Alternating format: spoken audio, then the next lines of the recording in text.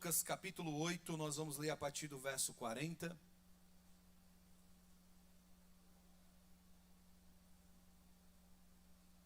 Lucas capítulo 8, verso 40. Antes de fazer a leitura, quero expressar minha gratidão, pastor Joab e pastora Juliette, a todos os pastores dessa casa. Muito obrigado por essa oportunidade, ao cantor William.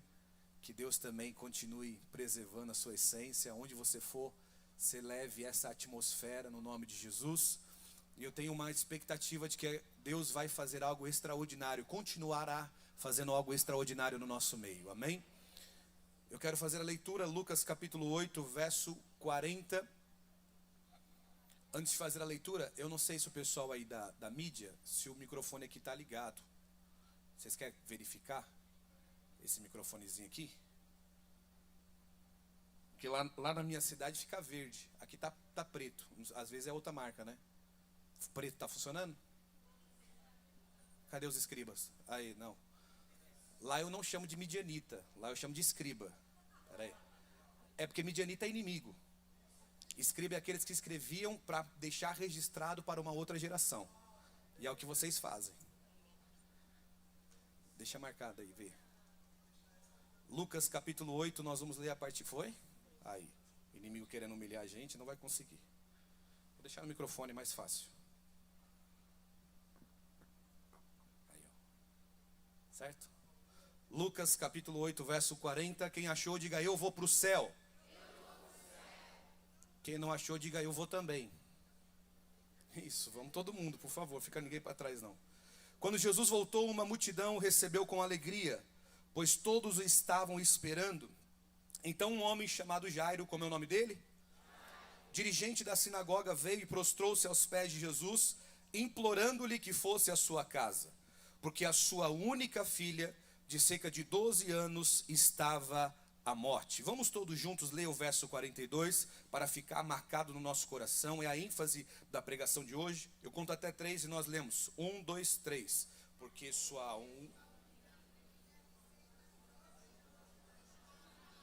Jesus amado. E falaram que o povo aqui é animado. Vamos lá, gente. Vou contar até 3. Você lê na sua tradução, a gente lê só bem forte, pode ser? Leia na tradução que você tiver aí. 1, 2, 3. Porque sua única filha, de cerca de... Glória a Deus. Estando Jesus a caminho, a multidão comprimia. E estava ali certa mulher que havia 12 anos, que vinha sofrendo de hemorragia, e gastara tudo o que tinha com os médicos, mas ninguém pudera curá-la. Ela chegou por trás, tocou na orla de seu manto, e imediatamente cessou sua hemorragia. Quem tocou em mim? Perguntou Jesus. Como todos negassem, Pedro disse: Mestre, a multidão se aglomera e te comprime.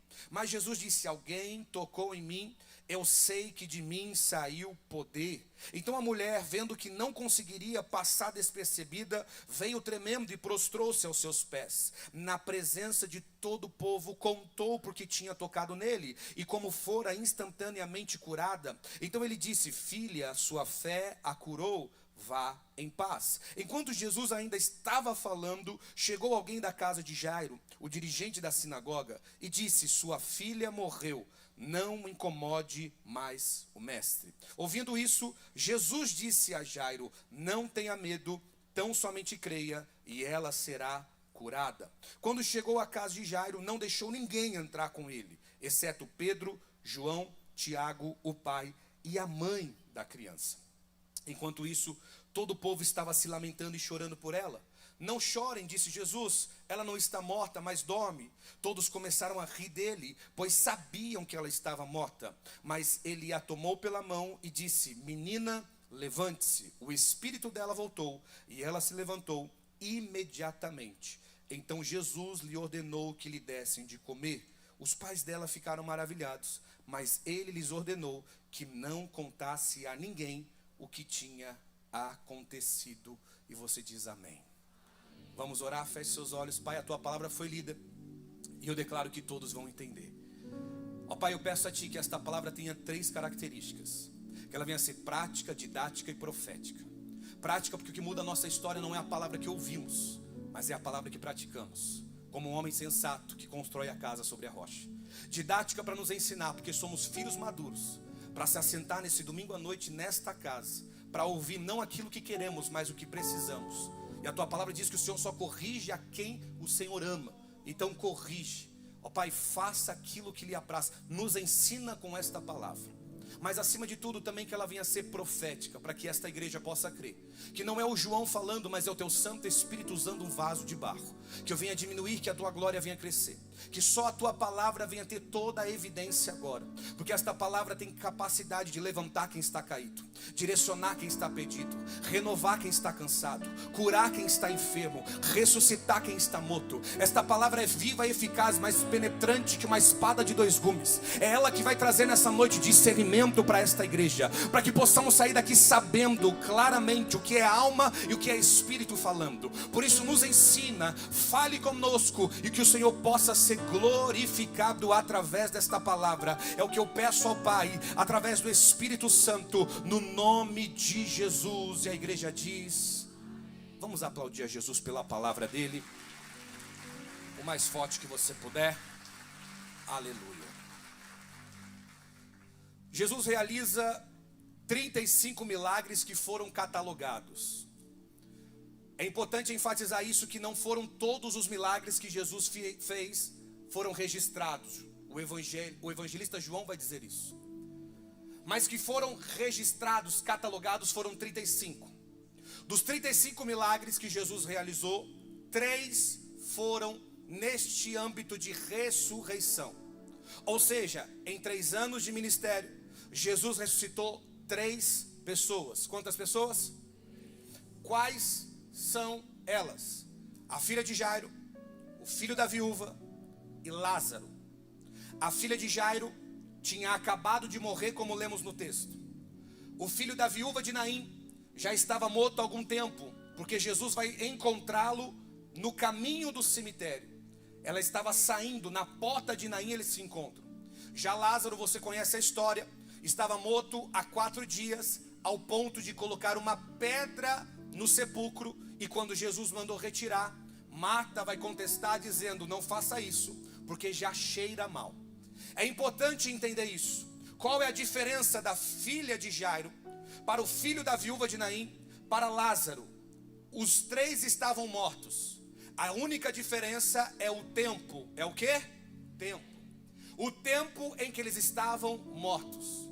Porque uma tinha acabado de morrer, um estava morto há algum tempo, e o outro já estava morto há tantos dias, que estava fedendo, e foi colocado uma pedra. Pastor, e como é que isso se aplica na minha realidade? Perceba que Jesus consegue ressuscitar aquilo que acabou de morrer, ressuscitar aquilo que está morto há algum tempo, e também ressuscitar aquilo que já está morto há tantos dias, que talvez você colocou uma pedra nesse assunto e disse: eu não quero mais falar sobre isso.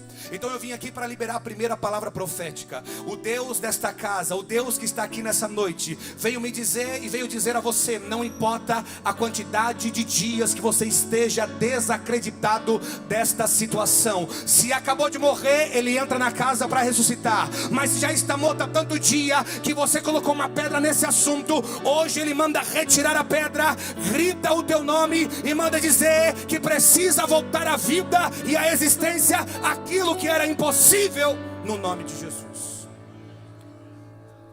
Dos 35 milagres que Jesus fez, 3 foram de ressurreição. Dos 3 que foram de ressurreição, é interessante, porque esse milagre que lemos foi o único no âmbito de ressurreição que foi dentro de uma casa. Jesus entrou em 12 casas. Quantas casas? 12. Você vai reparar que 12 casas Jesus entrou. A primeira, em João capítulo 2, para transformar água em vinho num casamento. Depois ele entra na casa de Pedro, entra na casa de Levi, entra na casa de Zaqueu, e assim por diante. Nas 12 casas que Jesus entrou, só a casa de Jairo que ele entrou para trazer vida, ele entrou para trazer ressurreição, ele entrou para trazer uma nova perspectiva daquilo que era impossível. Em outras casas ele entrou para ensinar, em outras casas ele entrou para transformar, em outras casas ele entrou para curar, mas na casa de Jairo ele entrou para fazer o que era impossível. E eu vim liberar uma palavra sobre o teu coração. Depois desta conferência, Jesus vai entrar na tua casa. E ele poderia entrar para fazer o que é difícil, ele poderia entrar para ensinar, ele poderia entrar para curar, mas ele me dá autoridade para dizer: eu vou entrar nesta casa para trazer o impossível. O que era impossível vai se tornar uma realidade. O que era impossível passa a ser inevitável. O que era impossível passa a ser uma questão de tempo. Eu não sei se você crê em palavra profética, mas o Deus da vida está aqui nessa noite dizendo para mim e para você: volte a acreditar, porque eu vou entrar na casa de alguém, e nessa casa eu não vou apenas ensinar, eu não vou apenas curar, eu não vou apenas fazer transformação, eu vou trazer vida onde não tinha mais vida, eu vou trazer ressurreição onde tinha morte. Eu vim dizer para você: volte a crer. O Deus dessa noite, o Deus dessa casa vai entrar na tua história e vai trazer vida novamente, no nome de Jesus. Agora, Jairo tem muito a me ensinar, e eu quero rapidamente ensinar algumas coisas, algumas lições que eu aprendo nesse texto. Eu sou um pastor que gosto de acompanhar esboço, eu gosto de escrever esboços, mas eu vou ser sincero e vou abrir o meu coração. O Espírito Santo não deixou eu escrever o esboço dessa noite. Não sei o porquê, talvez numa outra ocasião ele me explique. Eu apenas vou seguir o que o Espírito Santo está conduzindo o meu coração. E de verdade há uma expectativa que nessa noite vai ser uma noite histórica para a vida de alguém, no nome de Jesus. O texto que nós lemos começa assim: Jesus chega na beira de uma praia e todos estavam alegres. Por que estavam alegres? Porque esperavam por Jesus. Mas enquanto um ambiente de alegria estava sendo formado, alguém vai trazer uma tristeza de casa. Qual é a tristeza que vai trazer de casa? Uma notícia ruim. Qual é a notícia? A minha filha, minha única filha, de 12 anos, está quase morrendo, está quase padecendo, está doente ao ponto de morrer. Quando o evangelista Mateus vai registrar isso no capítulo 9, ele vai registrar que a fala de Jairo é: vá na minha casa porque a minha filha já morreu. Já Marcos e Lucas vai dar esse detalhe que não estava morto ainda. Então ele saiu de casa ao procurar Jesus, não para que Jesus fosse resolver algo impossível. Ele foi até Jesus para que Jesus pudesse resolver algo difícil. É importante enfatizar isso. Por quê? Porque isso aqui é o reflexo da nossa fé.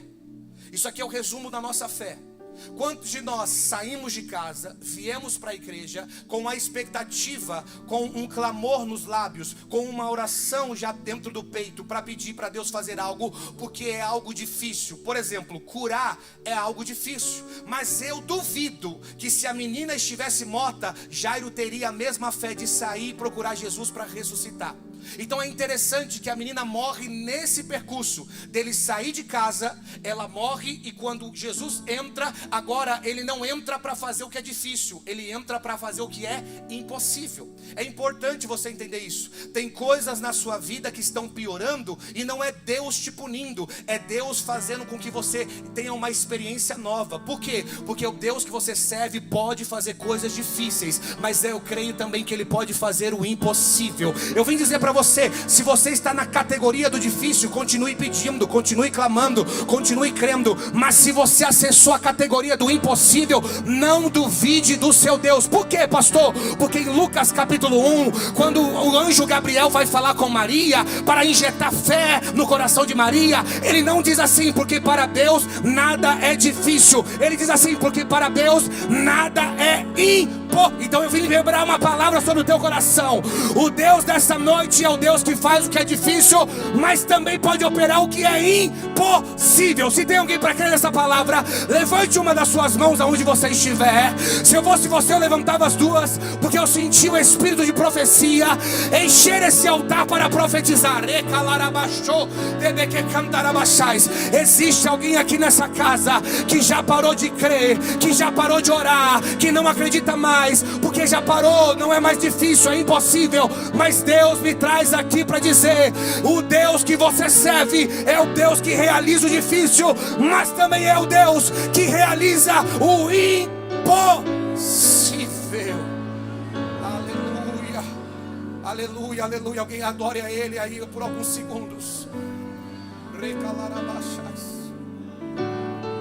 Alguém saiu de casa para pedir o que era difícil, chegou aqui, está numa nova realidade, agora é impossível, mas o Deus que realiza o que é difícil está entrando na tua realidade para dizer: eu vou fazer também o que era impossível se tornar inevitável. Jairo sai de casa com uma situação difícil. No meio do percurso, ele se depara com uma situação impossível. Jairo me ensina algo. O quê? Eu preciso crer quando eu estou enfrentando coisas difíceis, mas eu preciso crer mais quando eu estou enfrentando coisas impossíveis. Deus está elevando a maturidade da fé de algumas pessoas aqui, para você parar de acreditar e colocar em Deus uma incapacidade. Você colocou sobre Deus esta incapacidade. Quando está doente você ora, quando está doente você faz campanha, quando está doente você crê, mas quando morre você para de acreditar, você para de pedir. Mas o Deus que me trouxe aqui nessa noite manda dizer: volte a clamar, volte a orar, volte a crer. Eu não estou punindo você, eu estou elevando o nível de maturidade da tua fé. Eu não estou punindo você, eu estou fazendo você entrar num novo nível de fé. Eu não estou punindo você. Na tua casa eu poderia fazer o que era difícil, curar a tua filha, mas decidi causar o que era impossível, ressuscitar a tua filha. Hoje Deus me traz aqui para dizer: algumas casas vão viver milagres diferentes, algumas casas vão viver milagres absurdos, algumas casas vão viver milagres inexplicáveis. Eu vim dizer para você: se prepare. A partir desta conferência, a tua casa vai viver o que é inédito, o que é inexplicável e o que é indescritível, no nome de Jesus. Então Jairo sai para pedir algo difícil, volta para casa se deparando com aquilo que era impossível. Mas preste atenção, como eu disse para você, Jesus entrou em 12 casas. De forma cronológica, a segunda casa que Jesus entrou foi a casa de Pedro. E quando Jesus entra na casa de Pedro, existe algo que me ensina, e é a diferença entre a casa de Pedro com a casa de Jairo. Quando Jesus entra na casa de Pedro, o Marcos capítulo 1 vai dizer que Jesus entrou e a sogra de Pedro estava com febre. Estava com febre. E o que é uma febre? Febre não é doença. Febre é um sintoma. É interessante por quê? Porque Pedro chamou Jesus para casa enquanto ainda estava num sintoma. E Jairo só criou coragem para chamar Jesus quando já se transformou em doença. Vou repetir. Você está evitando, e tudo que você evita se potencializa. Tudo que você evita cresce. Você deveria chamar Jesus enquanto é apenas um sintoma, enquanto é apenas uma febre, enquanto ainda não tem um diagnóstico concreto. Mas você acha que vai dar conta com um remedinho. Você vai empurrando com a barriga, você vai evitando isso. E isso está tomando uma proporção ao ponto de, se você não chamar enquanto é um sintoma, vai se tornar uma doença. E essa doença pode levar a óbito. Quantos de nós estamos com alguns sintomas no casamento, alguns sintomas com os nossos filhos, alguns sintomas na nossa realidade, e não chamamos Jesus porque achamos que vamos dar conta? Mas você precisa ser como Pedro. O que Pedro faz? Enquanto ainda é um sintoma, ele já decidiu chamar Jesus para que o sintoma não se transformasse numa doença. Eu vim dizer para pessoas aqui: vamos trabalhar com sabedoria, vamos trabalhar e antecipar, porque quem se antecipa governa. Eu vim dizer para você: não deixe se transformar num câncer, não deixe se transformar numa doença, não deixe agravar essa situação. Quando você começar a ver algum sinal de febre espiritual dentro da tua casa, cria coragem, chama Jesus e deixa ele entrar lá, para que isso não se transforme numa doença e para que essa doença não leve a óbito a tua família, meu irmão. Veja se isso não é a nossa realidade. Evitamos, empurramos com a barriga, achamos que seremos capazes de realizar, resolver sozinho. O que é uma febre? Febre é um sinal de que algo está errado. Febre é um sintoma de algo que está errado. É incrível porque você já percebeu que algo está errado, mas não criou coragem para chamar Jesus ainda. É incrível como você já percebeu comportamentos estranhos do seu filho. E aí você está justificando que é a idade. Não, adolescente é assim mesmo. Não, criança é assim mesmo. Vai evitando, que isso vai se transformar numa doença. E essa doença pode levar a óbito. Então preste atenção, para que você não tenha que precisar de algo impossível. Chame Jesus enquanto está só no sintoma. Tem alguém comigo aqui nessa noite? Eu sou pastor de igreja, eu preciso trazer uma palavra pastoral para você hoje. E a palavra que eu preciso trazer para você é: chame Jesus enquanto está no sintoma. Chame Jesus enquanto só está sinalizando, para que isso não piore. Pastor, comecei a perceber um comportamento estranho. Convida Jesus. Olha o teatro que foi feito aqui. É a realidade das nossas casas. É a realidade das nossas famílias. Estamos tão preocupados com o amanhã. Estamos tão preocupados com o futuro. E queremos compensar os nossos filhos com presente. Mas o melhor presente que você pode dar é estar presente. Repito, o melhor presente que você pode dar para os seus filhos não é dar presente, é estar presente. Porque tem gente que pode estar presente de corpo, mas a cabeça está no trabalho, a cabeça está no futuro. Mas Deus me traz aqui para dizer: começou uns sinais diferentes na tua casa. É tempo de você colocar o joelho no chão com a tua família. É tempo de você voltar a abrir a Bíblia naquela mesa. É tempo de desligar o Instagram, desligar a Netflix, desligar a TV, desligar o futebol e voltar para a presença de Deus. Pastor, comecei a perceber sinais diferentes. É só uma febre. Chama Jesus, que isso não vai agravar, que isso não vai piorar, que ele vai ter que bater em retirada. Eu vim liberar uma palavra profética. Se o inimigo encontrou uma brecha para entrar na tua família, por 7 caminhos ele vai ter que bater em retirada, mas na sua casa ele não fica, no nome de Jesus. Oh, aleluia.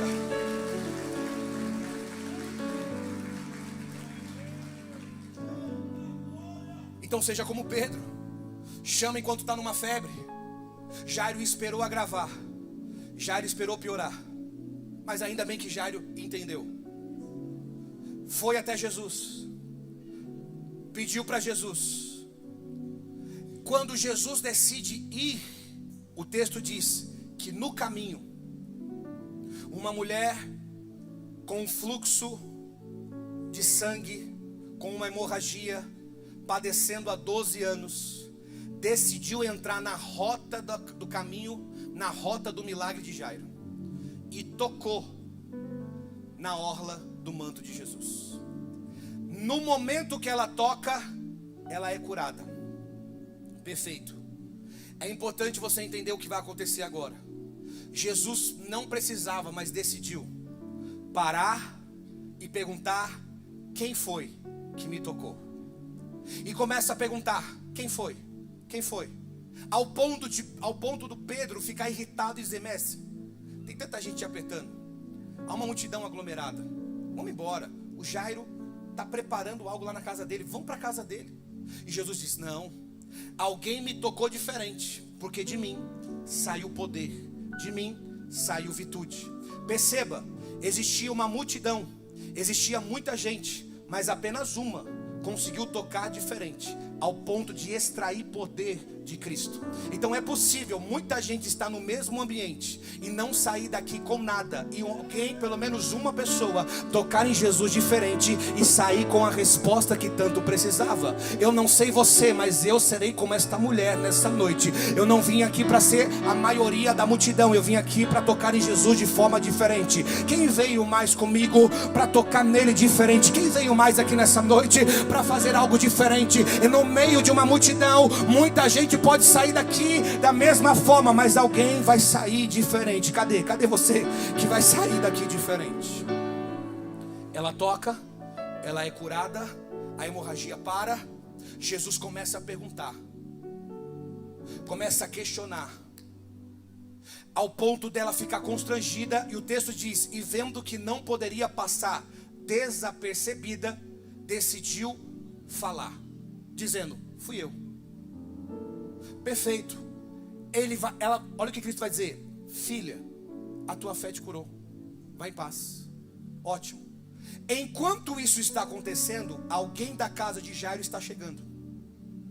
E agora você vai perceber algo importante. Alguém da casa de Jairo chega no verso 49 de Lucas capítulo 8 e diz assim: enquanto Jesus falava, chegou um mensageiro e disse: sua filha morreu, não incomode mais o mestre. Eu fui pesquisar sobre essa questão do mensageiro, pastor Joab. E nesta cultura judaica, um mensageiro tinha que ser alguém próximo, alguém íntimo, alguém que conhecia. Por quê?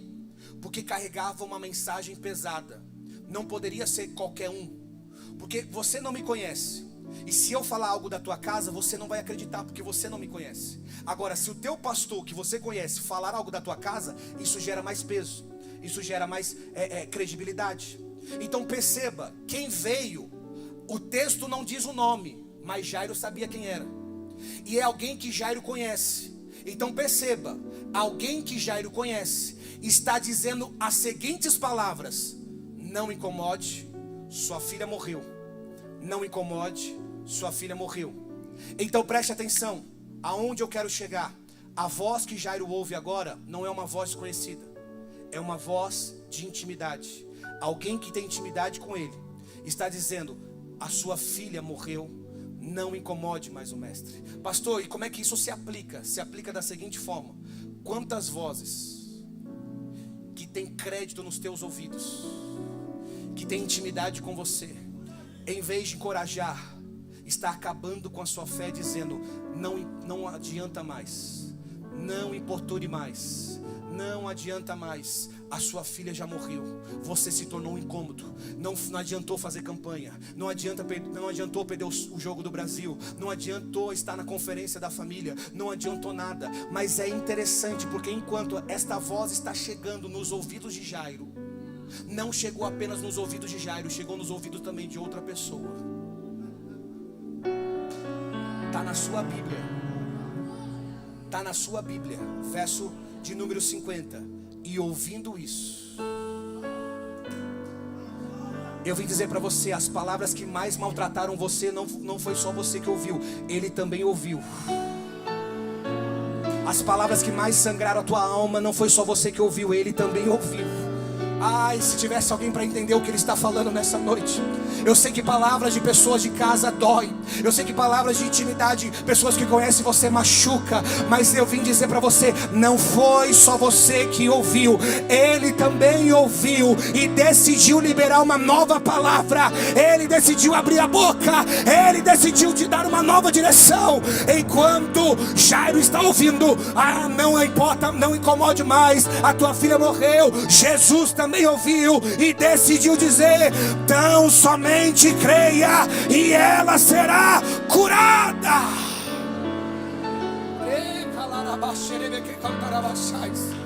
Oh, aleluia, aleluia, aleluia. Oh, aleluia, aleluia, aleluia. Essas palavras que tiraram lágrimas de você, ele também ouviu. Essas palavras que tiraram a tua fé, ele também ouviu. Essas palavras que abalaram você, que fizeram você questionar: será que vale a pena? Ele também ouviu. Não apenas ouviu, mas decidiu falar. E a fala dele agora é: tão somente creia. Jairo agora tem duas palavras: sua filha morreu, não incomode. Do outro lado: tão somente creia e ela será curada. Preste atenção, quando você sair desta conferência, quando você voltar para a sua realidade, haverá outras vozes no teu ouvido dizendo: você já se tornou um incômodo. Eu não sei porque você continua, eu não sei porque você insiste. Mas em vez de você ouvir essa voz desencorajando você, fique com esta voz de Cristo desta conferência: tão somente creia. Tão somente creia. tão somente. Eu vou repetir até alguém entender o que Cristo está falando nessa noite. Tão somente creia. Tão somente agora, nesse exato momento, o Espírito de vida está entrando na onde estava morto. O Espírito de vida está trazendo vida sobre o coração de alguém. Tem alguém que está comigo aqui nessa noite. Tem alguém que está entendendo o que está acontecendo no mundo espiritual. Ei, existem vozes tentando desencorajar você.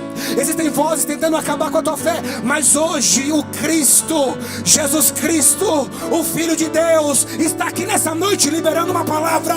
E a palavra dele é: tão somente creia.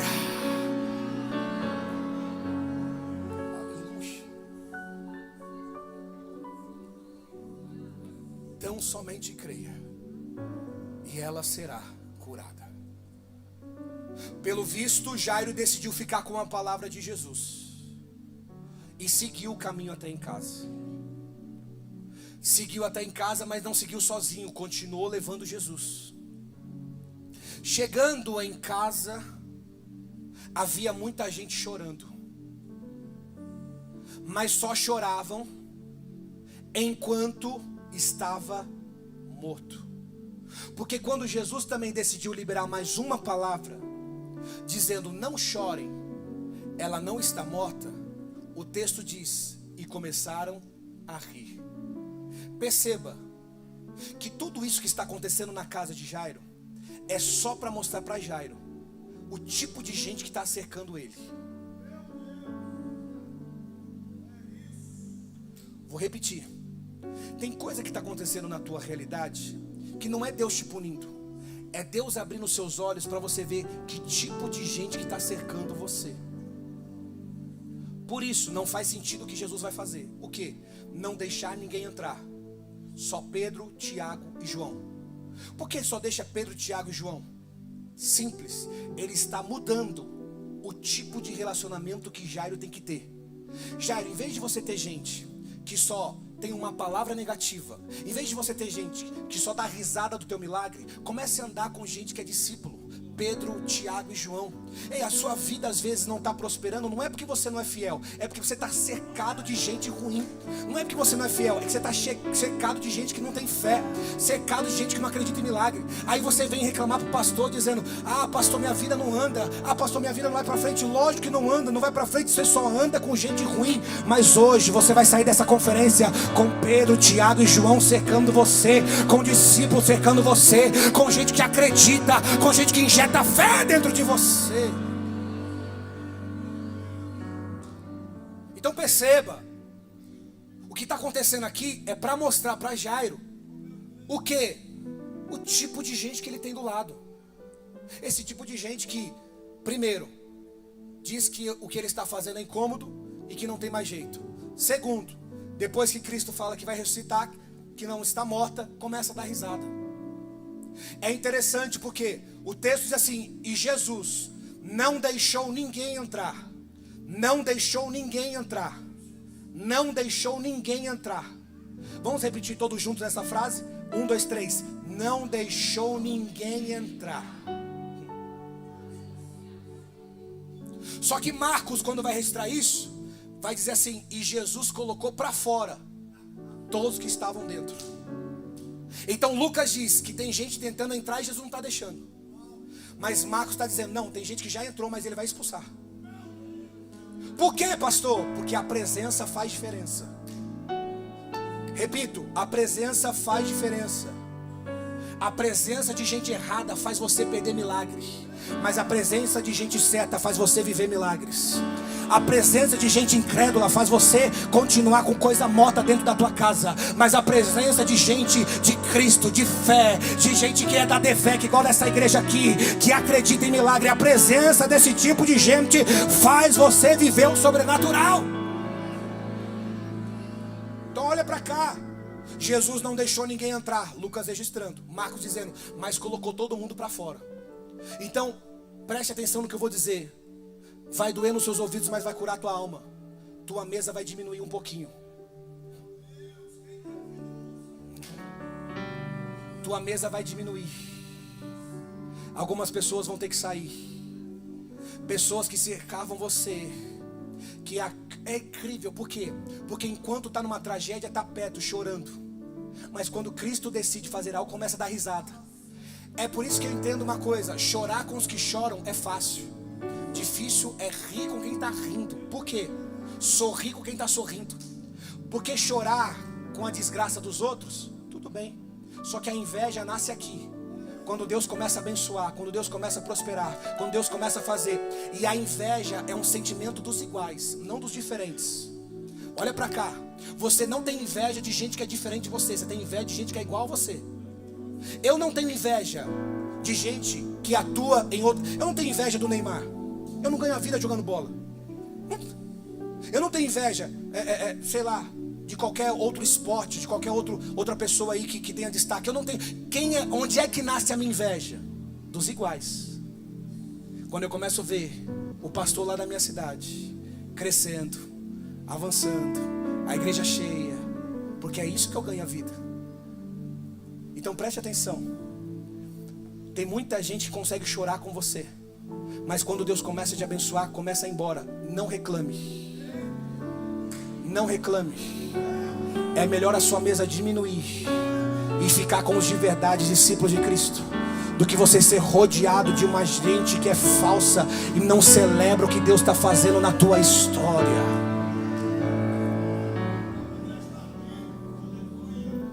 Jesus entra só com Pedro, Tiago e João, o pai e a mãe.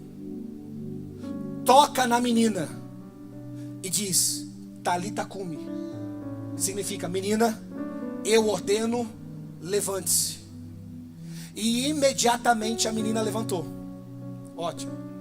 Aconteceu um milagre. Maravilha. Acabou aqui? Não.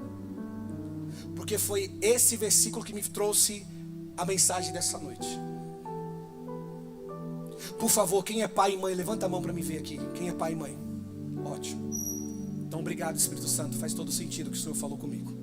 O texto diz assim, verso 55: e o espírito dela voltou, e ela se levantou imediatamente. Então Jesus lhes ordenou, no plural, que lhe dessem de comer. Olha para cá. Não é à toa que no caminho que Jairo faz para conseguir um milagre, uma mulher de um fluxo de sangue que estava há 12 anos padecendo, vai tocar. Não existe coincidência na Bíblia, tudo é proposital. A idade que a mulher tinha de doença é a idade exata que a menina tinha de vida. 12 anos de idade, 12 anos padecendo. O que está acontecendo isso aqui? Isso aqui é um ensinamento sobre gerações. É uma mulher que está há 12 anos padecendo, mas não morre. Por que não morre? Porque sabe comer, mesmo não tendo vontade. Com uma outra geração de adolescentes, de meninos e meninas, que qualquer doença que vem já mata. Por quê? Porque só sabe comer quando tem vontade. Vou repetir. A mulher pode estar 12 anos padecendo, mas não morre. Por quê? Ela tem uma disciplina. Eu não como quando tenho vontade, eu como para sobreviver. Isso que é o problema. Porque a minha geração só come quando tem vontade. Por isso que está fraca. Por isso que vai qualquer vento de doutrina leva eles. Por isso que qualquer coisa, quando entra na faculdade, desvia. Quando começa a entrar numa roda de amigos, desvia. Quando chega no futebol, volta a falar palavrão. Por quê? Porque só come quando tem vontade. Mas a ordem que Jesus dá não é para a menina comer, é para os pais. Dei comida para ela. Dei comida para ela. Por quê? Porque ela só morreu porque faltou comida dentro dessa casa. Mas se tivesse comida, pastor, que comida é essa? Não falta comida em casa. Eu estou falando deste pão vivo. Eu estou falando desta comida. Se tiver essa comida dentro da tua casa, a faculdade não doutrina os seus filhos. Se tiver essa comida dentro da tua casa, pode vir doença, pode vir dia mal, mas eles não irão morrer.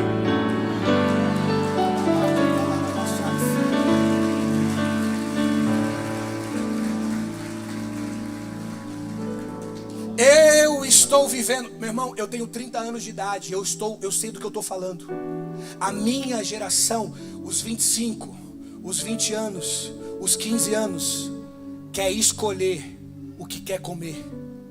A minha geração do YouTube, a minha geração do streaming, quando eles querem comer uma palavra de conforto, vai lá no YouTube e coloca um certo pregador. Quando eles querem comer uma palavra diferente, eles colocam lá no YouTube. E eles querem escolher e querem transicionar isso para dentro da igreja. Só que isso aqui não é restaurante que você senta aqui e avalia o prato, e se não gostar do que está sendo oferecido, você sai e vai para outro restaurante. Não, não, não. Isso aqui é família, e família não se escolhe. Família você tem que suportar. O nosso problema é que nós queremos transicionar o que fazemos em casa para dentro da igreja. Em casa, você come quando você quer. E aí que é o problema. Tem uma geração que está perdendo o apetite pela palavra. E qualquer doença já leva a óbito. Mas há uma outra geração me ensinando. Eu estou sangrando, mas eu não morro. Os nossos pais. Meu irmão, nós somos de uma época, meus pais, na verdade, pastor Joab, que é muito mais velho do que eu, aleluia.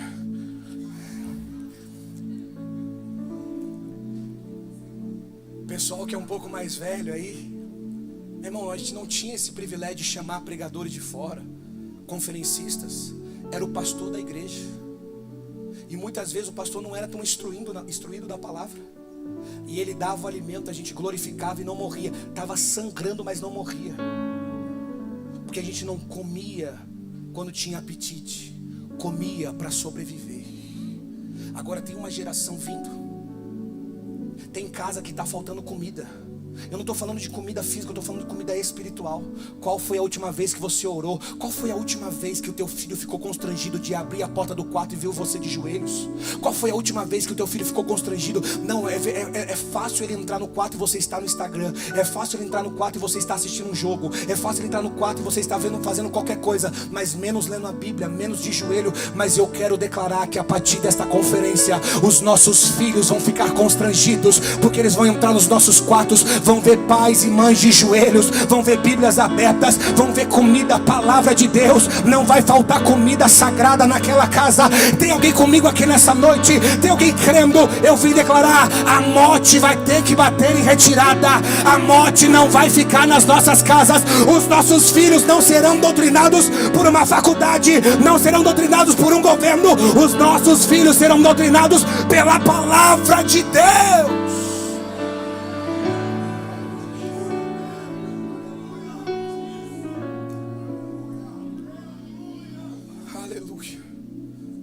Quero convidar você a ficar de pé, por favor.